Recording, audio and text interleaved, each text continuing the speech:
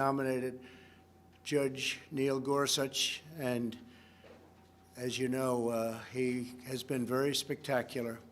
A year later, I nominated, and the Senate confirmed another outstanding justice, Brett Kavanaugh. By the end of my first term, we will have confirmed a record number of federal judges, over 300, all of whom will faithfully uphold our Constitution as written. What has always made America exceptional is our reverence for the impartial rule of law. People have come from all over the world to pursue the American dream based on this sacred principle. Equality under the law is the bedrock of our society. It is the principle that inspired American heroes to abolish slavery and end segregation, secure civil rights, and build the most free and just nation in history. Unfortunately, there is a growing radical left movement that rejects the principle of equal treatment under the law. If this extreme movement is granted a majority on the Supreme Court, it will fundamentally transform America without a single vote of Congress. Radical justices will erase the Second Amendment, silence political speech, and require taxpayers to fund extreme late-term abortion. They will give unelected bureaucrats the power to destroy millions of American jobs. They will remove the words "under God" from the Pledge of Allegiance. They will unilaterally declare the death penalty unconstitutional, even for the most depraved mass murderers. They will erase national borders, cripple police departments, and grant new protections to anarchists, rioters, violent criminals, and terrorists. In the recent past, many of our most treasured freedoms, including religious liberty, free speech, and the right to keep and bear arms, have been saved by a single vote on the United States Supreme Court. Our cherished rights are at risk, including the right to life and our great Second Amendment. Over the next 4 years, America's president will choose hundreds of federal judges and, in all likelihood, 1, 2, 3, and even 4 Supreme Court justices. The outcome of these decisions will determine whether we hold fast to our nation's founding principles or whether they are lost forever. That is why today I am announcing 20 additions to my original list of candidates for the United States Supreme Court. Should there be another vacancy on the Supreme Court during my presidency, my nominee will come from the names I have shared with the American public, including the original list and these 20 additions. Joe Biden has refused to release his list, perhaps because he knows the names are so extremely far left that they could never withstand public scrutiny or receive acceptance. He must release a list of justices for people to properly make a decision as to how they will vote. It is very important that he do so. My original list of potential justices include many of our nation's brightest legal minds, such as Bill Pryor, Amy Coney Barrett, and Thomas Hardiman, outstanding people. Like those distinguished individuals, the 20 additions I am announcing today would be jurists in the mold of Justices Antonin Scalia, Clarence Thomas, and Samuel Alito. Their names are as follows: Bridget Beatty of Arizona, judge on the Ninth Circuit Court of Appeals; Daniel Cameron of Kentucky, Attorney General of the Commonwealth of Kentucky; Paul Clement of Virginia, former Solicitor General of the United States; Senator Tom Cotton of Arkansas; Senator Ted Cruz of Texas; Stuart Kyle Duncan of Louisiana, judge on the Fifth Circuit Court of Appeals; Stephen Engel of the District of Columbia, Assistant Attorney General for the Office of Legal Counsel at the Department of Justice; Noel Francisco, former Solicitor General of the United States; Senator Josh Hawley of Missouri; James Ho of Texas, judge on the Fifth Circuit Court of Appeals. Gregory Katsas of Virginia, judge on the District of Columbia Circuit Court of Appeals. Barbara Lugoa of Florida, judge on the 11th Circuit Court of Appeals. Christopher Landau of Maryland, United States Ambassador to Mexico. Carlos Muniz of Florida, Justice on the Supreme Court of Florida. Martha Packold of Illinois, Judge on the District Court for the Northern District of Illinois. Peter Phipps of Pennsylvania, Judge on the Third Circuit Court of Appeals. Sarah Pitlick of Missouri, Judge on the District Court for the Eastern District of Missouri. Allison Jones Rushing of North Carolina, Judge on the Fourth Circuit Court of Appeals. Kate Todd of Virginia, Deputy Assistant to the President and Deputy Counsel to the President. Lawrence Van Dyke of Nevada, Judge on the Ninth Circuit Court of Appeals. Every one of these individuals will ensure equal justice, equal treatment, and equal rights for citizens of every race, color, religion, and creed.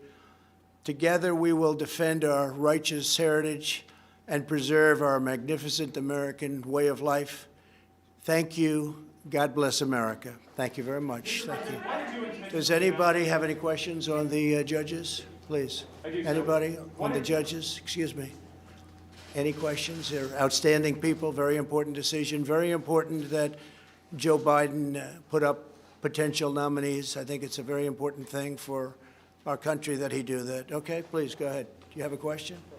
Question? Mr. President, can you address the concerns from the Woodward book in regards to whether did you mislead the public by saying that you downplayed the coronavirus and that you repeatedly did that in order to reduce panic? Did you mislead the public? Well, I think if you said in order to reduce panic, perhaps that's so. The fact is I'm a cheerleader for this country. I love our country. And I don't want people to be frightened. I don't want to create panic, as you say. And certainly I'm not going to drive this country or the world into a frenzy. We want to show confidence. We want to show strength. We want to show strength as a nation. And that's what I've done. And we've done very well. We've done well from any standard. You look at our numbers compared to other countries, other parts of the world. It's been an amazing job that we've done. I think it's very sad in many respects because the incredible individuals working so hard on it, including our vice president, they've done this great job. They haven't been acknowledged by the news media, and they should, for the job we've done, whether it's ventilators, and now you'll see very soon with vaccines and with therapeutics. The job we've done has been incredible. But we don't want to instill panic. We don't want to jump up and down and start shouting that we have a problem that is a tremendous problem, scare everybody. And I'll tell you the other thing, we immediately started buying all over the world. We started buying masks and gowns and everything else, and we don't want to cause pricing to go up to a level that becomes almost unaffordable. So, yeah, in that sense, I agree with it. Yeah, please. How do you reassure the American public going forward that they can trust what you're saying? Well, I think that's really a big part of trust. We have to have leadership. We have to show leadership. And the last thing you want to do is create a panic in the country. This was a horrible thing. It was sent to us by China. Should not have happened, should never have happened. This is a disgusting, terrible situation that was foisted upon us. And we have to show. We just don't want to use, the best word is panic. We don't want to have to show panic. We're not going to show panic. And that's exactly what I did. And I was very open, whether it's to Woodward or anybody else. It's just another political hit job. But whether it was Woodward or anybody else, you cannot show a sense of panic or you're going to have bigger problems than you ever had before. Please. Respectfully, sir, your comment amounted to more than trying to reduce panic. So on February 7th, you told Woodward, it's more deadly than your strenuous flu. Go ahead, please. Mr. President, don't you think if you were more forthright with the American people, more lives could have been saved? Do you take responsibility at all for some of the 200,000 deaths that we've had? So I think if we didn't do what we did, we would have had millions of people die. We closed up our country. We closed it up very, very quickly, very effectively. We did a job. We learned about this horrible disease, along with the rest of the world, which had to learn about it. And then we opened it up, and now we know the vulnerable. We know who it attacks, who it's so vicious against. And I think we've done, from every standpoint, a incredible job. We shouldn't have lost anybody. Nobody should have lost. China released something that they shouldn't have been allowed to they should not have released. It came out of China. It went to Europe. It went all over the world. Should have never happened. They could have stopped it. They stopped it from going into the remainder of China. It started in Wuhan, and they stopped it. But they didn't stop it from coming to our country. Now, we had to show calm.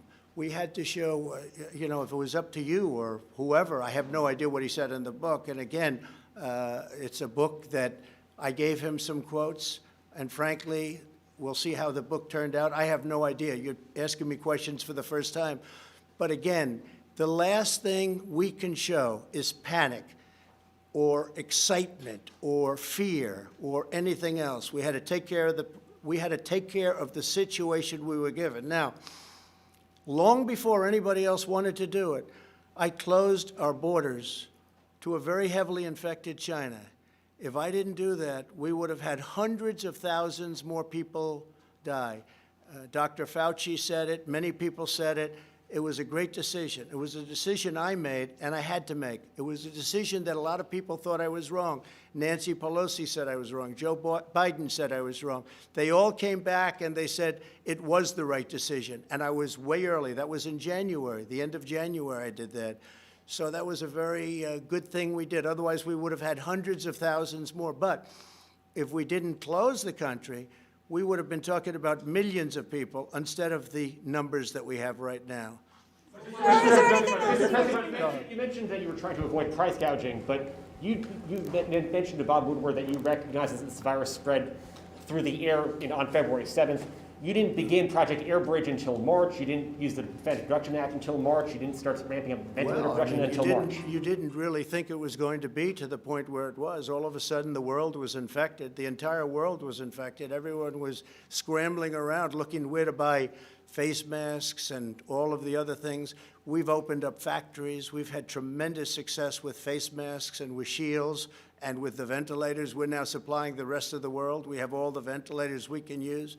And remember this, the ventilators were very important. Not one person that needed a ventilator didn't get it. And these are very complex, expensive machines to make. We opened up something like hadn't been done since the Second World War.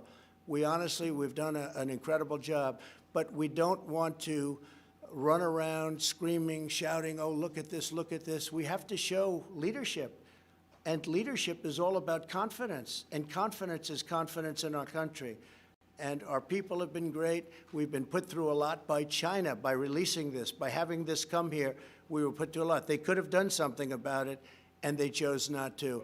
I am very honored to have presented to you today a list of 20 incredible people, and we will talk later. I'm sure we'll be meeting later in the day. Thank you very much.